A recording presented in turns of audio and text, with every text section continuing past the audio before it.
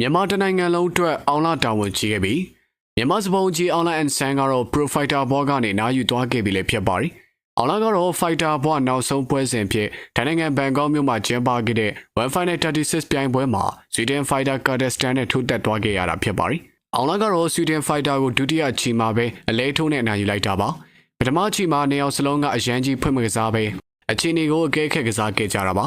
ဒုတိယချီမှာတော့အောင်လာကတိုက်စစ်ဖွင့်ပြီးသူရဲ့ခြေခံချက်တွေလက်သီးတွဲလုံးတွေဒုတိုက်ချက်တွေနဲ့ကာဒက်စတန်ကိုအမောက်သိပ်သွားခဲ့တာဖြစ်ပါတယ်။အောင်လာကတော့ဒီပွဲအတွက်တက်လုံးဘိုင်းမှလည်းတေချာပြင်ဆင်ထားတာသိတာပါတယ်။အောင်လာကတော့ကာဒက်စတန်ထက်9နှစ်လောက်အသက်ကြီးပေမဲ့ကာဒက်စတန်ကတော့ပွဲဝင်းနေလို့တက်လုံးဘိုင်းကတော့မကောင်းပါဘူး။ဒါကြောင့်မလို့ပဲအောင်လာအတွက်ဒီရဲ့ပွဲကလုံတိုင်းဖြစ်ခဲ့တာပါ။အောင်လာကတော့လက်ရှိမှာကနမွေဖိုက်တာတယောက်အနေနဲ့ကစားသမားဘောကနေနားယူသွားခဲ့ပြီလည်းဖြစ်ပါတယ်။အောင်လာကတော့ MMA ကမ္ဘာချန်ပီယံဖြစ်ခဲ့တဲ့ပထမဦးဆုံးမြန်မာဖိုက်တာဖြစ်ခဲ့တယ်လို့တချိန်က1ချန်ပီယံရှိရဲ့ Middleweight နဲ့ Light Heavyweight ချန်ပီယံကပတ်တွေကိုပါရရှိခဲ့ပါတယ်။မြန်မာအောက်ကစားလောက MMA လောကနဲ့မြန်မာတိုင်းနိုင်ငံလုံးအတွက်အောင်လာကတော့တာဝန်ကြီးခဲ့ပြီဖြစ်ပါတယ်ခင်ဗျာ။